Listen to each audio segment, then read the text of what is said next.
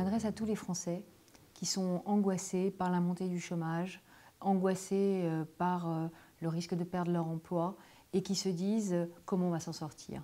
Comment on va s'en sortir? Je propose un certain nombre de solutions.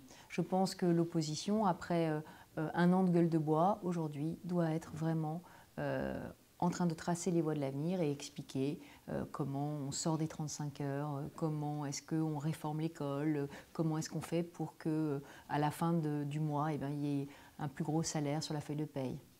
Je veux rompre la malédiction qui veut que tous les hommes politiques savent ce qu'il faut faire pour sortir leur pays de la crise, mais ne savent pas comment le dire et gagner les élections après. Si on dit qu'on veut sortir des 35 heures, et la droite l'a souvent dit par le passé, eh bien, il faut expliquer pourquoi on ne l'a pas fait.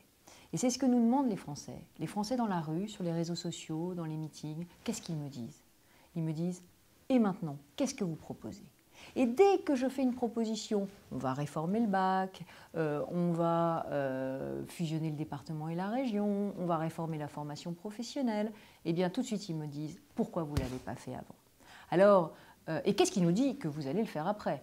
Donc, c'est à ces questions-là que je veux répondre. Qu'est-ce qu'on propose? Pourquoi on ne l'a pas fait avant? Et qu'est-ce qui prouve qu'on le fera après? Et donc, le livre, c'est finalement un peu comme dans ces restaurants, vous voyez, où le cuisinier met une vitre pour que les clients qui sont dans la salle voient ce qui se prépare en cuisine et comprennent comment on fait les plats. Moi, je reviens sur le quinquennat écoulé et j'en fais l'inventaire utile pour que les Français comprennent pourquoi ça a été difficile, pourquoi il y a certaines réformes qu'on a réussi à faire, pourquoi il y en a d'autres qu'on n'a pas réussi à faire et où est-ce que ça a bloqué. Alors moi, je cherche des causes, je ne cherche pas des responsables, je ne mets personne en accusation. On est tous co-responsables du bilan, donc je ne cherche pas, c'est pas un procès, c'est pas de l'autoflagellation du tout, mais c'est de rechercher les causes, de faire un inventaire. Pourquoi un inventaire?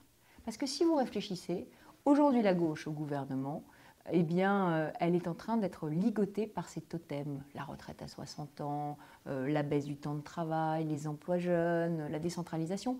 Donc elle n'a pas fait son inventaire et c'est pour ça qu'elle emmène le pays dans le mur. Alors moi, je veux faire un inventaire utile, un inventaire qui nous permet de construire l'avenir et d'être crédible pour incarner une autre politique.